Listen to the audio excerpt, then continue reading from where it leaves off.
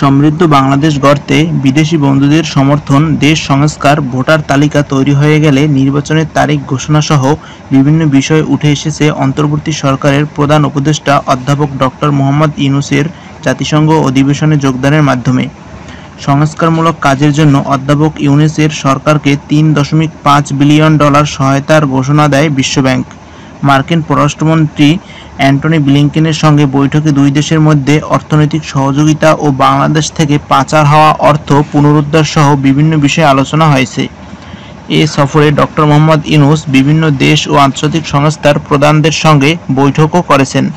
অধ্যাপক ইউনূস মার্কিন president Joe Biden সহ 12টি দেশের সরকার ও রাষ্ট্রপ্রধান সহ বিভিন্ন আন্তর্জাতিক সংস্থার প্রধানের সঙ্গে সাক্ষাৎ করেন এবং সাইডলাইনে 40টি উচ্চ পর্যায়ের বৈঠকেও অংশ নেন।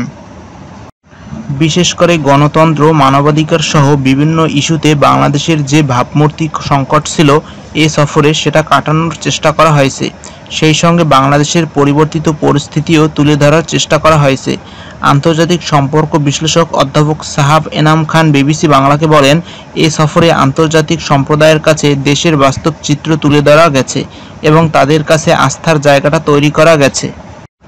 তবে শেখ হাসিনা সরকারের পতনের পর ভারতের সঙ্গে বাংলাদেশের নতুন সরকারের এক ধরনের সম্পর্কের টানাপোড়েন চলছিল। যুক্তরাষ্ট্র সফরে গিয়ে ভারতের প্রধানমন্ত্রী নরেন্দ্র মোদীর সঙ্গে বাংলাদেশের একটি বৈঠকের সম্ভাবনাও তৈরি হয়েছিল, কিন্তু শেষ পর্যন্ত সেই বৈঠকটি অনুষ্ঠিত হয়নি সফরসূচিতে মিল না থাকায়। বিশ্লেষকরা বলেছেন, প্রতিবেশী দুটি দেশের সরকার প্রধানের মধ্যে এই মুহূর্তে একটি বৈঠক হলে তাতে সম্পর্কে ইতিবাচক পরিবর্তন আসত। গণ অভ্যুত্থানের মুখে শেখ হাসিনা সরকারের পতনের পর নতুন অন্তর্বর্তীকালীন সরকার গঠনের পর মাত্র 1.5 মাসের ব্যবধানে এবারে জাতিসংঘ অধিবেশনে যোগ দেয় বাংলাদেশ।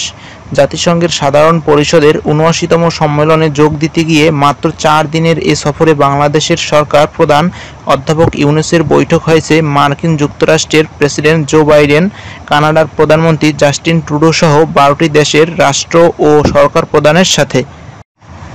আন্তর্জাতিক সম্পর্ক বিশ্লেষকরা মনে করছেন, অধ্যাপক ইউনূস এই সফরে বিভিন্ন ইস্যুতে যে সব মিটিং করেছেন তা বাংলাদেশের জাতীয় স্বার্থ রক্ষায় ছিল খুবই গুরুত্বপূর্ণ। যুক্তরাষ্ট্র সফরকালে গত বুধবার অধ্যাপক ইউনূসের সাথে সাক্ষাৎ করেন বিশ্বব্যাংকের প্রেসিডেন্ট অজয় বঙ্গ। জাতিসংঘ সদর দপ্তরে জাতিসংঘ সাধারণ পরিষদের সাইডলাইনে এই বৈঠকটি অনুষ্ঠিত হয়।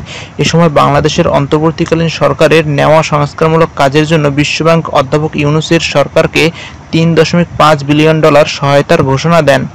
আন্তর্জাতিক সম্পর্ক বিশ্লেষকরা বলছেন, শেখ হাসিনা সরকারের সময় উন্নয়ন হলেও বাংলাদেশে দুর্নীতি ও মূল্যস্ফীতি সহ নানা কারণে তার সুফল সাধারণ মানুষ পায়নি, যে কারণে বিশ্ব সম্প্রদায় এই অবস্থা থেকে উত্তরণে বাংলাদেশের বিভিন্ন খাত সংস্কারে সহায়তার আশ্বাস দিয়েছে। জাতিসংঘের সাধারণ অধিবেশনের ফাঁকে বাংলাদেশের অন্তর্বর্তীকালীন সরকারের প্রধান উপদেষ্টা অধ্যাপক মোহাম্মদ ইউনূসের বৈঠক হয় যুক্তরাষ্ট্রের প্রেসিডেন্ট জো বাইডেন ছাড়াও পররাষ্ট্রমন্ত্রী অ্যান্টনি ব্লিংকেনের সঙ্গে। অ্যান্টনি ব্লিংকেনের সঙ্গে বৈঠকে দুই দেশের মধ্যে অর্থনৈতিক সহযোগিতা ও বাংলাদেশ থেকে পাচার হওয়া অর্থ পুনরুদ্ধার সহ বিভিন্ন বিষয়ে আলোচনা হয়। বৈঠকে বাংলাদেশ থেকে পাচার হওয়া অর্থ ফেরত আনার ক্ষেত্রে যুক্তরাষ্ট্র বাংলাদেশকে সহযোগিতার আশ্বাস দিয়েছে।